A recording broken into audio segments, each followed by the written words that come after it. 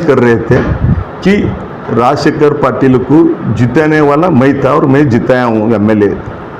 और उसके बाद जो इंडस्ट्री एरिया में जो हफ्ता लेने का था वो राजशेखर पाटिल जी लिए, मैं नहीं लिया बोलकर बोले। अगर उसके लिए उन्हें चैलेंज करते हैं तो मैं वो चैलेंज के लिए स्वीकार करता हूँ कि उन्होंने अकेले सिद्धलिंगप्पा पाटिल नहीं, सिद्धलिंगप्पा पाटिल, संतोष पाटिल और सुनील पाटिल तीनों इंडस्ट्री एरिया में नहीं और हुमनाबाद के ऑफिसर के पास पैसे नहीं लिए बोलकर हुमनाबाद के कुल देवता वीरभद्रेश्वर देवस्थान में जाकर कसम खाएंगे। मैं उनका जो चैलेंज है उसको स्वीकार करता हूँ। अभी मेरा भी 15 महीना वक्त है एमएलसी का। मैं उन्हें कसम खाने के बाद मैं भी मेरा एमएलसी का राजीनामा देकर मैं उनका माफ़ी मांगता हूँ। अगर उन्होंने लिए बोलकर प्रूव हो गया तो उन्हें राजीनामा देना चाहिए। मैं इससे पहला 2 साल पहले भी मैं आपके मुखांतर बोला था कि सिद्धलिंगप्पा पाटिल और सुनील पाटिल दोनों मिलके जो लिखकर हुमनाबाद क्षेत्र में 4 साल 5 साल 10 साल पहले जो मैन्युफैक्चर कर जो सप्लाई करे या ना करे, अगर करे तो करे बोलना, ना करे तो ना करे बोलना, उसका भी उन्होंने वीरभद्रेश्वर देवस्थान में जाकर कसम खाए। तो मेरा जब अभी सिद्धलिंगप्पा पाटिल एमएलए नहीं थे, मैं जब भी बोला था, मैं अभी भी और ये बोलता हूँ, अगर ये भी काम उन्होंने सिद्धलिंगप्पा पाटिल नहीं करे बोले तो मैं एमएलसी नहीं, मैं राजनीति से संन्यास लेता हूँ। ये झूठे बोलकर हुमनाबाद के माँ जनता को ऐसा बहरे करना मेरे को तो उतना पसंद नहीं। अगर सिद्धलिंगप्पा पाटिल के पास उतना ही डरू है, उतनी ही हिम्मत है, तो वीरभद्रेश्वर देखो सभी जन झुकना है वीरभद्रेश्वर मंदिर के सामने, उनसे बढ़कर कौन भी नहीं है।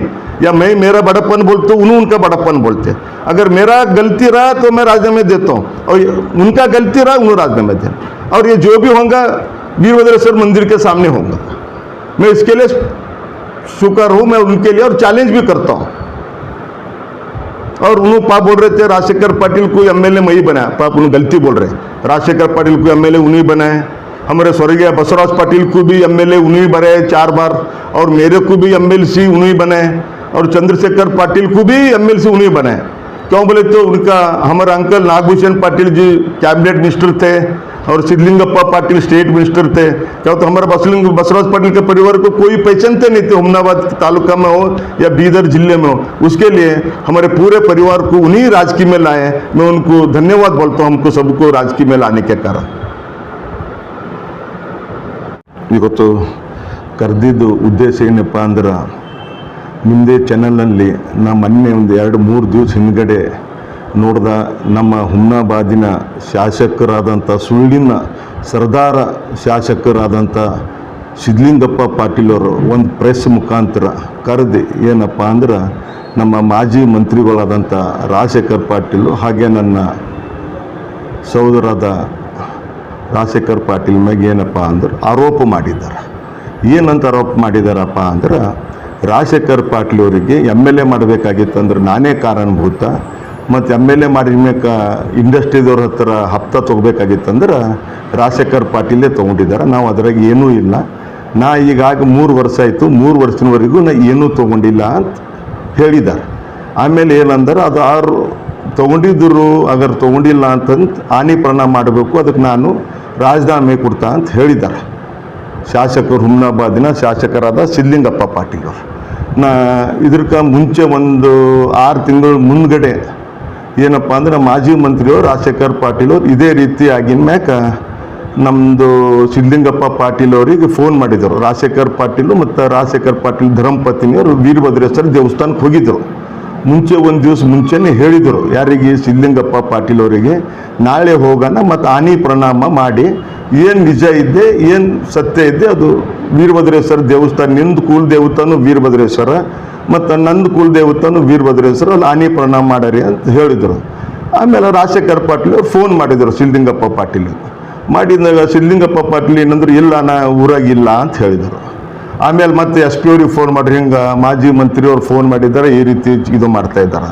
ನಾ ಅವ್ರಿಗೆ ಒಂದು ಕೇಳಕ್ಕೆ ಇಷ್ಟಪಡ್ತೀನಿ, ಮಾಜಿ ಮಂತ್ರಿಗಳ ಹೆಸರು ಮ್ಯಾಗ ಇಷ್ಟು ಯಾಕೆ ಅವ್ರಿಗೆ ಕೋಪ ಇದೆ? ಈಗ ಅವ್ರು ತಿಂದಿಲ್ಲ, ನಾ 3 ವರ್ಷ ತಕ್ಕ ಎಮ್ ಎಲ್ ಎ ಮಾಡ್ಲಿಕ್ಕೆ ಅವ್ರಿಲ್ಲ, ಅವ್ರಿಗೆ ಇನ್ನೂ ನೆಂಪೋಗ್ಯದ ಸಿದ್ಧಲಿಂಗಪ್ಪ ಪಾಟೀಲ್. ನಮ್ಮ ಸಹೋದರ ರಾಜಶೇಖರ್ ಪಾಟೀಲ್ಗೂ ಅವರೇ ಎಮ್ ಎಲ್ ಎ ಮಾಡ್ಯಾರ, ನಮ್ಮ ತಂದೆಯ ಸ್ವರ್ಗೀಯ ಬಸವರಾಜ್ ಪಾಟೀಲ್ರಿಗೂ ಭೀ ಅವರೇ ಎಮ್ ಎಲ್ ಎ ಮಾಡ್ಯಾರ, ಮತ್ತು ನಂಗೂ ಅವರೇ ಎಮ್ ಎಲ್ ಸಿ ಮಾಡ್ಯಾರ, ಮತ್ತು ನಮ್ಮ ಸಹೋದರಾದ ಚಂದ್ರಶೇಖರ್ ಪಾಟೀಲ್ಗೂ ಭೀ ಅವರೇ ಎಮ್ ಎಲ್ ಸಿ ಮಾಡ್ಯಾರ.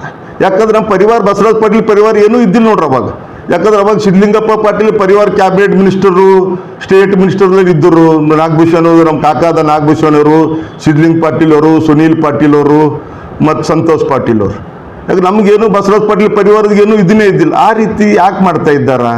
ಮತ್ತು ಅವ್ರು ನಿಜಾನೇ ಇತ್ತಪ್ಪ ಅಂದ್ರೆ ಈಗ ನೋಡ್ರಿ, ನಮ್ಮ ಸಹೋದರಾದ ರಾಜಶೇಖರ್ ಪಾಟೀಲ್ ಈಗ ಮಾಜಿ ಇದ್ದಾರೆ, ನನ್ನ ಹಿನ್ನ ಎಮ್ ಎಲ್ ಸಿ ಇದ್ದೀನಿ, ನನ್ನ ಹಿನ್ನ 1.5 ವರ್ಷ ಟೈಮ್ ಇದೆ. ಅಗರ್ ರಾಜಶೇಖರ್ ಪಾಟೀಲ್ ತೊಗೊಂಡಾರ ಅಂತ ಸಿದ್ಧಲಿಂಗಪ್ಪ ಪಾಟೀಲ್ ಪ್ರೂವ್ ಮಾಡಬೇಕು, ಅದಕ್ಕೆ ನಾನು ರಾಜೀನಾಮೆ ಕೊಡ್ಲಕ್ಕೆ ಸದಾ ಸಿದ್ಧಿದ್ದೀನಿ. ವೀರಭದ್ರೇಶ್ವರ ದೇವಸ್ಥಾನ ಹತ್ರ ಹೋಗಿ ಆನಿ ಪರಿಣಾಮ ಮಾಡಿ ನಾ ರಾಜೀನಾಮೆ ಕೊಡ್ಲಕ್ಕೆ ಸದಾ ಸಿದ್ಧಿದ್ದ ಅಂತ ನಾನು ನಿಮ್ಗೆ ಇದಕ್ಕೆ ಮುಂಚೆನೂ 2 ವರ್ಷ ಹಿಂದ್ಗಡೆನೂ ನಿಮ್ಗೆ ಹೇಳಿದ. ನಿಮ್ಮ ಮುಖಾಂತರ ಮಲ್ಲಿಕಾರ್ಜುನವರೇ, ತಮ್ಮ JK ನ್ಯೂಸ್ ಆಗಿರಬೇಕು, ಇಂಡಿಯನ್ ನ್ಯೂಸ್ ಮುಖಾಂತರ ಸಿದ್ಧಲಿಂಗಪ್ಪ ಪಾಟೀಲ್ ಅವರು ಮತ್ತು ಸುನೀಲ್ ಪಾಟೀಲ್ ಅವರು ಸರಿಯ ದಂಧೆ ಹುಮ್ನಾಬಾದ್ ತಾಲೂಕದಲ್ಲಿ ಮಾಡಿಲ್ಲ ಅಂಥೇಳಿ ಅವ್ರು ಹಾನಿ ಪರಿಣಾಮ ಮಾಡಬೇಕು, ಅದಕ್ಕೆ ನಾ ರಾಜೀನಾಮೆ ಕೊಡ್ತಾ ಅಂತ ಹೇಳಿದ. ಅದು ಇಲ್ಲಿವರೆಗೆ ಏನೂ ಮಾತೇ ಆಡಲಿಲ್ಲ. ಸುಮಾರು ಸಲ 2 ಸಲ ನಿಮ್ಮ ಮುಖಾಂತರನೇ ಹೇಳ್ದೆ. ಅದ್ರ ಏನಾದರೂ ಹೇಳಿದಾರ ಶಾಸಕರು? ಮಲ್ಲಿಕಾರ್ಜುನರೇ ಏನೂ ಹೇಳಿಲ್ಲ. ಮತ್ತು ಈಗ ಮತ್ತೆ ಹೇಳ್ತಾ ಇದ್ದಾರೆ ರಾಜಶೇಖರ್ ಪಾಟೀಲ್ ಅವರು ಸಾಕಷ್ಟು ಆಫೀಸರ್ ಹತ್ರ ಮತ್ತು ಸಾಕಷ್ಟು ಎಲ್ಲರ ಹತ್ರ ದುಡ್ಡು ತೊಗೊಂಡಿದ್ದಾರೆ. ಆಯ್ತಪ್ಪ, ನಾವು ದುಡ್ಡು ತೊಗೊಂಡಿದ್ದೇವಲ್ಲ, ದುಡ್ಡು ತೊಗೊಂಡಿದ್ದು ಪ್ರೂವ್ ಮಾಡು, ಅಥವಾ ನೀ ತೊಗೊಂಡಿಲ್ಲ ಅಂತ ಹಾನಿ ಪರಿಣಾಮ ಮಾಡು. ನೀವು ಒಬ್ಬನೇ ಇಲ್ಲ, ನೀನು, ಸಂತೋಷ್ ಪಾಟೀಲು, ಸುನೀಲ್ ಪಾಟೀಲ್, ಮೂಗರು ರಾಜಶೇಖರ್ ಪಾಟೀಲ್ ಅವರು ಮಂತ್ರಿ ಆಗಿದ್ದಾಗ ನೀವು ಯಾವ ಆಫೀಸರ್ ಬಳಿ ಇಂಡಸ್ಟ್ರಿದವ್ರು ರೊಕ್ಕ ತೊಗೊಂಡಿಲ್ಲ ಅಂತ ಹಾನಿ ಪರಿಣಾಮ ಮಾಡ್ರಿ. ನಾವು ಒಬ್ಬನೇ ರಾಜೀನಾಮೆ ಕೊಡಲ್ಲ. ನನ್ನ ಜೊತೆ ನಮ್ಮ ಸಹೋದರಾದ ಚಂದ್ರಶೇಖರ್ ಪಾಟೀಲ್ ಭೀ ನಾನು ರಿಕ್ವೆಸ್ಟ್ ಮಾಡ್ತೀನಿ, ಅಣ್ಣ ನನ್ನ ಕಡೆ ನೀನು ರಾಜೀನಾಮೆ ಕೊಡು. ಸಿದ್ಧಲಿಂಗಪ್ಪರ ಪಾಟೀಲ್ ಅವ್ರಿಗೆ ನಾವು ಇದು ಸ್ವೀಕಾರಿದ್ದೇವೆ. ನಾವು ಏನಪ್ಪ ಅಂದ್ರೆ ಅವರು ಅದಕ್ಕೆ ದೇವಸ್ಥಾನ ಹತ್ರ ಹಾನಿ ಪರಿಣಾಮ ಮಾಡ್ರೆ ನಾವು ಇಬ್ಬರು ರಾಜೀನಾಮೆ ಕೊಡ್ತೇವೆ ಸಿದ್ಧಲಿಂಗಪ್ಪ ಪಾಟೀಲ್ ಅವರೇ. ಮತ್ತು ತಾವು ಸುಳ್ಳಿನ ಸರ್ದಾರ್ ಅಂತೇನು ತಾವೇನು ಇಲ್ಲಿ ಹುಮ್ನಾಬಾದ್ ಮಹಾ ಜನತೆಗೆ ಸುಳ್ಳು ಆಡಿ ತಾವು ಇದು ಮಾಡ್ತಾಯಿದ್ರೆ ಸಾಕಷ್ಟು ದಿವಸ ನಡೆಯಲ್ಲ ಸಿದ್ಧಲಿಂಗಪ್ಪ ಪಾಟೀಲ್ ಅವರೇ.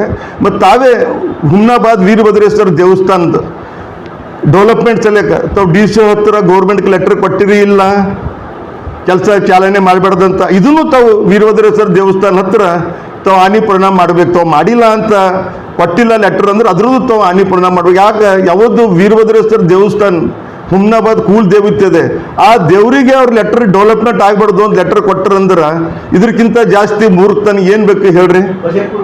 ಬಜೆಟ್ ಕೊಡಬೇಡ್ರಿ, ಬಜೆಟ್ ಕೊಟ್ಟರು ಭೀ ಅದು ಕೆಲಸ ಚಾಲನೆ ಮಾಡಬಾರ್ದು ಅಂತ ಇಷ್ಟು ಹೇಳಿದ್ದಾರೆ. ಮತ್ತು ಅದಕ್ಕೆ ಬಿಟ್ಟು ಎಲ್ಲಿ ಬಸವರಾಜ್ ಪಾಟೀಲ್ ಅವ್ರ ಕಾಲೇಜ್ದಾಗ ಡೆಂಟಲ್ ಓದಿದಾರ, ಆ ಡೆಂಟಲ್ ಡಿಗ್ರಿ ಫ್ರೀ ಕೊಟ್ಟಿದ್ದಾರೆ, ಆ ಕಾಲೇಜ್ ಬಂದ್ ಮಾಡ್ಬೇಕಂತ ಹೇಳಿ ಡೆಲ್ಲಿಗೆ ಲೆಟ್ರ್ ಬರೆದಿದ್ದಾರೆ. ಅಂದ್ರೆ ಸ್ವಲ್ಪ ಆದರೂ ಎಲ್ಲಿ ಪ್ಲೇಟ್ ಊಟ ಮಾಡ್ಯಾರ ಅದೇ ಪ್ಲೇಟ್ದಲ್ಲಿ ಅವ್ರು ಇದು ಮಾಡ್ತಾರಂದ್ರೆ ಎಷ್ಟು ನಿಜ ಹೇಳ್ರಿ?